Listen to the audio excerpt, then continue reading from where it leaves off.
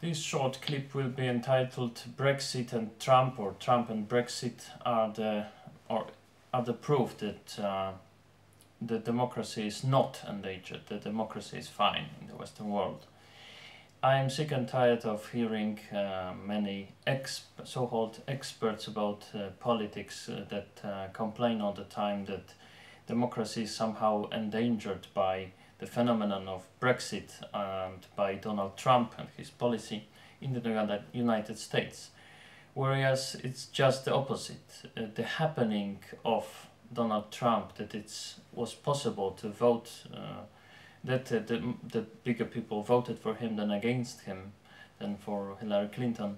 The happening of that and the happening of Brexit, when you have about 60% now of Brits against the staying in the European Union, 60% more or less, combined of those people who are for hard Brexit and soft Brexit, but in general the Brexiteers are the 60% more or less.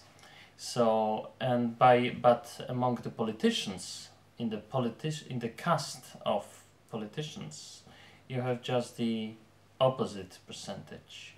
Like 2/3 of politicians would like to have pensions in Strasbourg and Brussels. So we have a clean example of the struggle between the people, the vox populi, and the caste of professional politicians. And we see who is really representing the vox populi, who is really representing the democracy, right? So the happening of Brexit and the election of Donald Trump as the clear evidence that in the Anglo-Saxon world the democracy is just fine, because it happened against the whole concept of policy, policy and politics both, that it's made by politicians and for politicians without any action of the common people, really. Because what we see when the politicians are happy and they say that democracy is fine, it's just the opposite usually.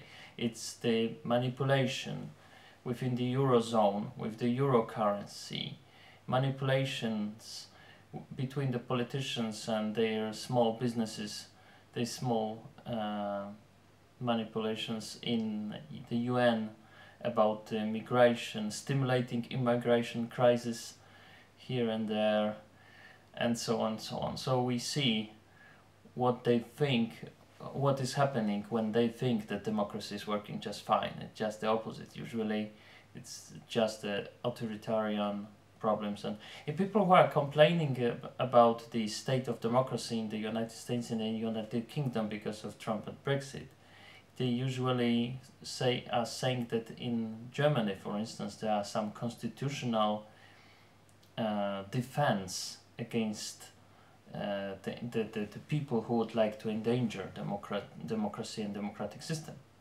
Whereas what we see in Germany is the long tradition of authoritarianism in working, when the people who vote for AfD, the Alternative für Deutschland, they are sometimes even deprived of their work and they are persecuted, really.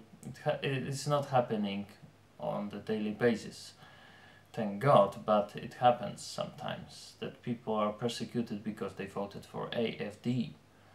And how the authorities even know that they voted for AfD? Are they not supposed to be secret?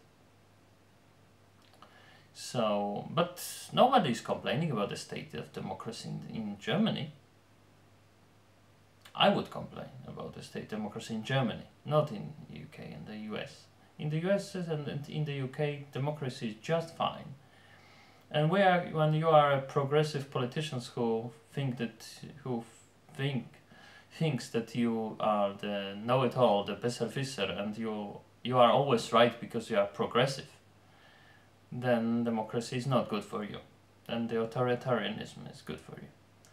But don't call this your dream state a democracy, a democratic state, because in democratic state the besserwissers are usually to be sent away.